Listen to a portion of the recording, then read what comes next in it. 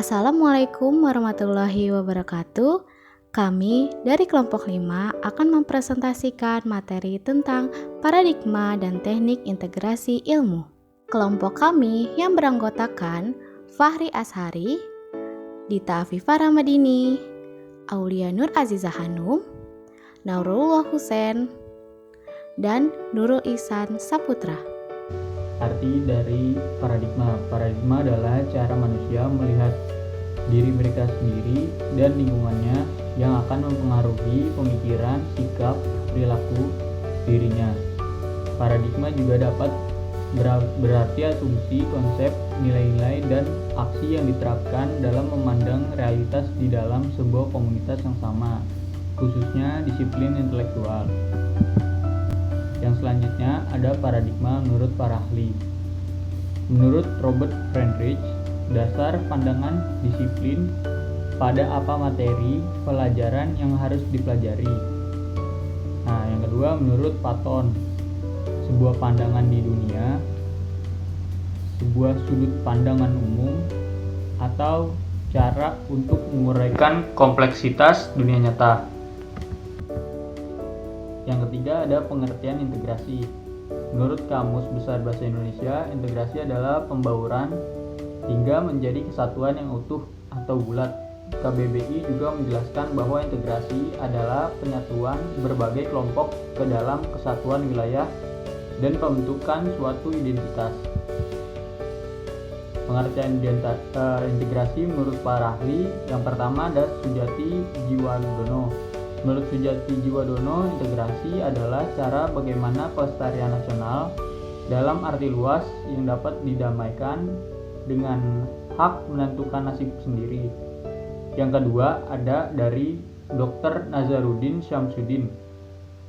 Menurut Nazaruddin Syamsuddin, integrasi adalah sebuah proses penyatuan suatu bangsa yang mencakup semua akses kehidupannya, seperti aspek sosial, aspek politik, aspek ekonomi, dan aspek budaya. Yang selanjutnya ada pengertian ilmu. Ilmu adalah segala suatu proses kegiatan terhadap suatu keadaan dengan cara memakai alat, prosedur, cara, metode, dan sehingga menghasilkan pengetahuan baru bagi manusia itu sendiri.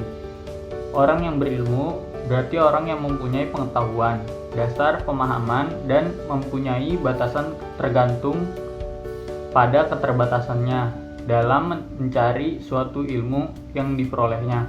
Paradigma dalam integrasi ilmu, yang berarti paradigma dalam integrasi ilmu ini merupakan sebuah pemikiran yang menyangkut pautkan ilmu agama dengan ilmu sains dalam berbagai bidang kehidupan demi menjadikannya berkah bagi alam semesta. Maka terasa wajar mengintegrasikan agama, ilmu daripada berjalan sendiri-sendiri, apalagi mempertentangkan keduanya.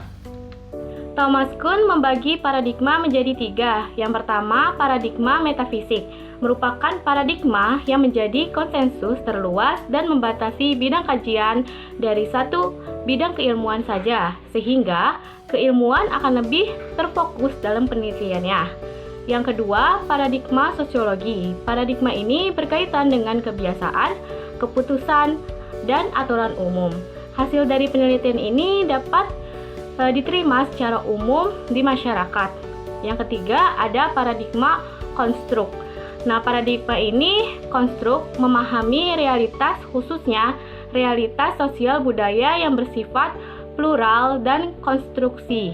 Nah, ketiga paradigma ini memiliki perbedaan perspektif tentang realitas dan kebenaran, namun pada dasarnya tujuan akhirnya itu sama, yaitu menjelaskan fenomena sosial yang ada.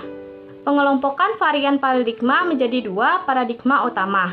Yang pertama, paradigma ilmiah, meliputi paradigma fakta sosial dan paradigma perilaku sosial.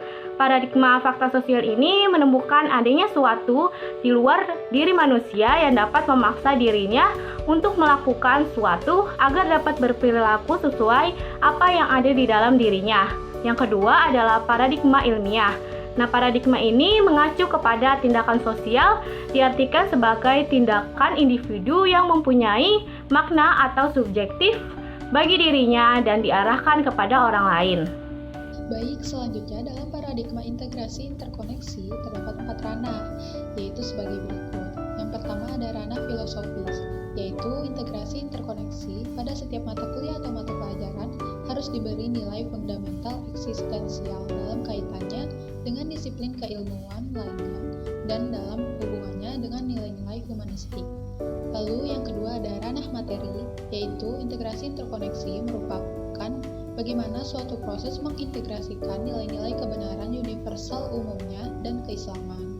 Selanjutnya yang ketiga ada ranah metodologi, yaitu ketika sebuah disiplin ilmu diintegrasi dan diinterkoneksikan dengan disiplin ilmu lainnya. Contohnya psikologi dengan nilai-nilai Islam. Dan yang terakhir ada ranah strategi, yaitu merupakan ranah pelaksanaan atau praktis dari proses pembelajaran keilmuan integrasi interkoneksi. Baik, selanjutnya ada teknik integrasi ilmu. Dalam mengintegrasikan ilmu-ilmu keislaman ke dalam ilmu-ilmu umum, mengacu kepada yaitu sebagai berikut.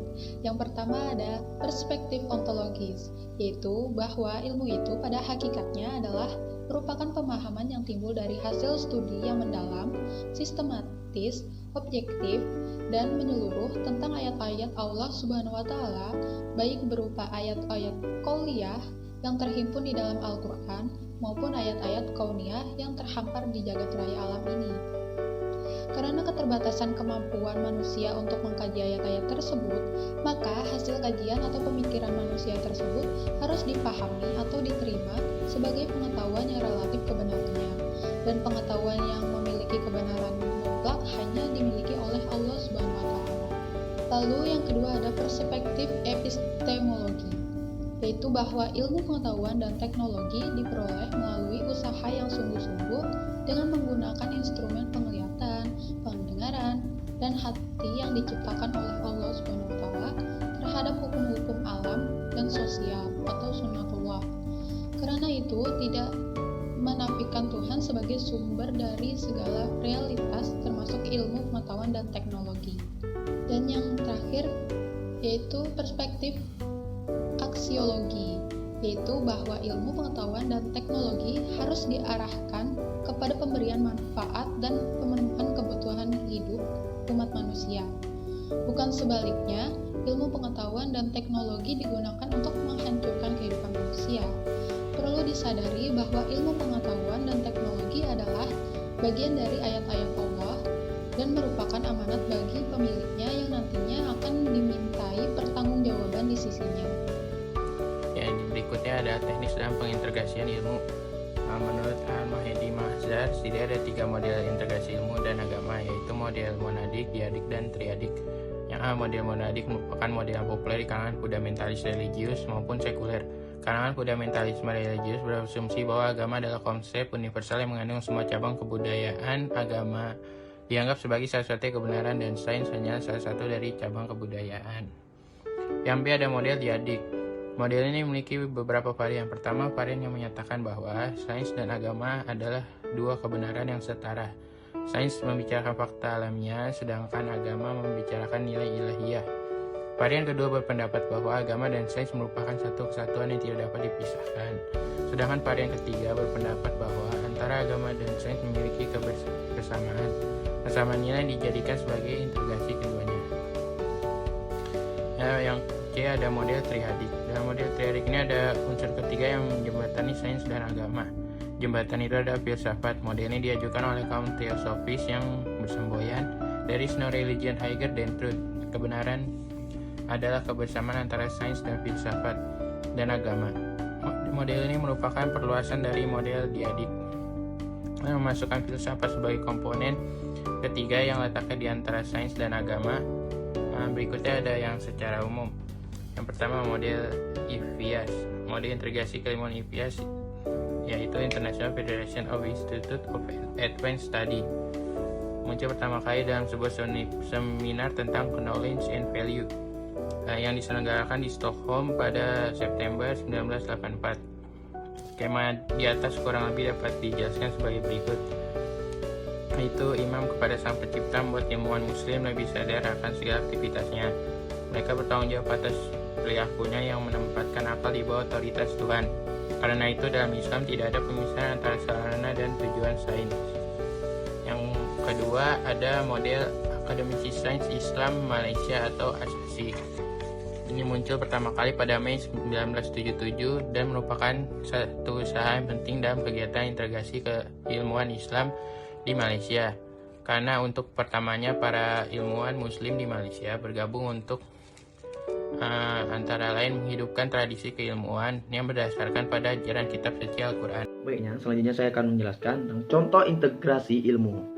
Implementasi integrasi keilmuan umum dan agama di SMA Islam Al-Azhar 9 Yogyakarta adalah guru mata pelajaran sains mengintegrasikan materi pelajaran dengan keagamaan atau keislaman.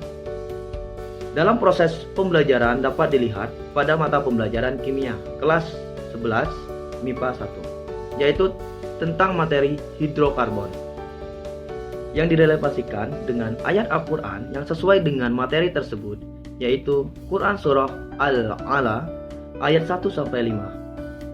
Tidak hanya itu, pada mata pelajaran biologi tentang materi ruang lingkup biologi, guru merelevasikan dengan Quran Surah Az-Sajdah ayat 27 melalui ayat Al-Quran yang dikaji. Guru memberikan pemahaman tentang nilai-nilai Islam kepada peserta didik. Berdasarkan implementasi tersebut, maka hasil integrasi keilmuan umum dan agama terhadap peserta didik adalah siswa mampu memahami pengetahuan secara umum, tidak hanya di bidang ilmu umum, namun juga di bidang ilmu agama. Siswa antusias untuk belajar dan mengkaji ilmu sesuai dengan Al-Quran. Siswa mampu berpikir kritis dan mandiri untuk mengkaji ulang mengenai informasi melalui Al-Quran. Siswa mampu berpikir secara langsung atau kontekstual mengenai kejadian-kejadian atau pengamatan berdasarkan fakta yang ada di lingkungan sekitarnya. Sekian presentasi dari kelompok kami. Kurang lebihnya mohon maaf. Wassalamualaikum warahmatullahi wabarakatuh.